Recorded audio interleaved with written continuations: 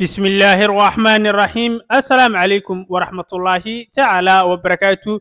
كلنتي وعن أبان أخياري كسو دواد برامج غارو أنكو إيجي دونو قل دعوذيت كجنالك الجزيرة أو أقود بيي محكمة ICJ أو كسابسان ديلكي أبو أكلا شركة ورباهنت الجزيرة أيا عد رسمي أقود بيسي محكمة عالمي ee dembiyada ay ICJ si ay u baarto ayna u dacweyso dadkii ka dambeeyay dilkii saxafiyaddii rugcadaaga ahayd ee reer Falastiin dhalashada Mareykankana haysatay ee Abu Akla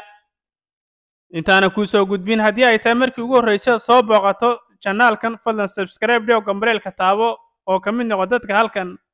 ku xiran imikana ku soo dhawaada qodobkaas in sheegay intii hore ka faahfaahsan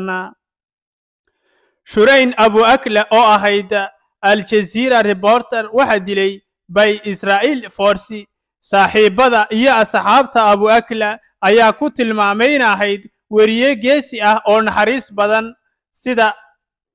أي شيغين وحين أهيد مد قصل سيدتا أو عدكي دا أغوها الجنتا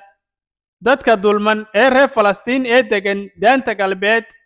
أو أي سو قد بنشرتي إلا يوم مدو soddon sano ku dhow khasaaraheennu aad buu u weyn yahay ayuu yidhi weriye ka tirsan Al-Jazeera oo lagu magacaabo Nida Ibrahim oo ah weriye ka tirsan Al-Jazeera isla markaana ay wada shaqaynayeen weriyihii la dilay ee Abu Akla ee daanta galbeed lagu dilay waxay ahayd buu yidhi qof naxariis badan oo heegan ah daacadnimo ayayna ugu shaqaynaysay waxayna ahayd mid fahansan buu yidhi sheekada ay wadaan Israa'iiliyiinta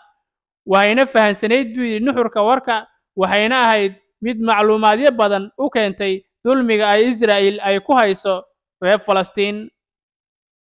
isaga oo tilmaamaya Ibrahim oo ilmeynaya ayuu yidhi Abu Akla waxay ahayd bini'aadam gaar ah oo loo yaqaanay balse xishood badan oo ay ka go'nayd xirfadeeda shaqada waa siduu warka u dhigay xirfadeeda shaqada waxay ahayd biili mid aad ugu kooban oo qabsata shaqadeeda una firfircoon ayuu sheegay Al-Jazeera ayaa rajaynaysa in dacwadan ay ogolaato maxkamadda dagaalka ee ICJ sida ay sheegtay aad baan u hubnaa ayuu yidhi inay noqon doonto mid la baaro kiiskan kadibna si codsi ay shirkaddu u gudbisay aw noqon doonto mid shaqeeya ayuu yidhi Abu Akla ayaa madaxa laga toogtay xilli ay isku dayeysay in ay isku qariso ama isku difaacdo geed garob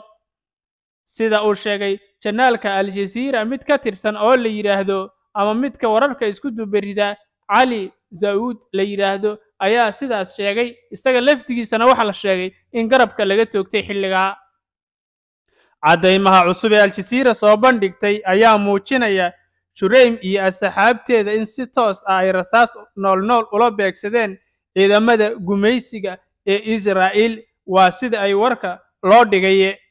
shabakadda warbaahinta Al-Jazeera ayaa rajaynaysa in loo aqbalo codsigeeda sida ay qortay jasiiradda Al-Jazeera ee afka Ingiriiska iyo af Carabiga intaba ku baxda haddii ay tahay markii ugu horeysay oo soo booqato channelkan fadlan daawada subscribe dhe oo gambareelka saar oo ka mid noqo dadka halkan ku xiran macluumaadkan waa idiin soo gudbin doonaa iyo wixii kale oo ka soo cusboonaada daawadayaal nabaday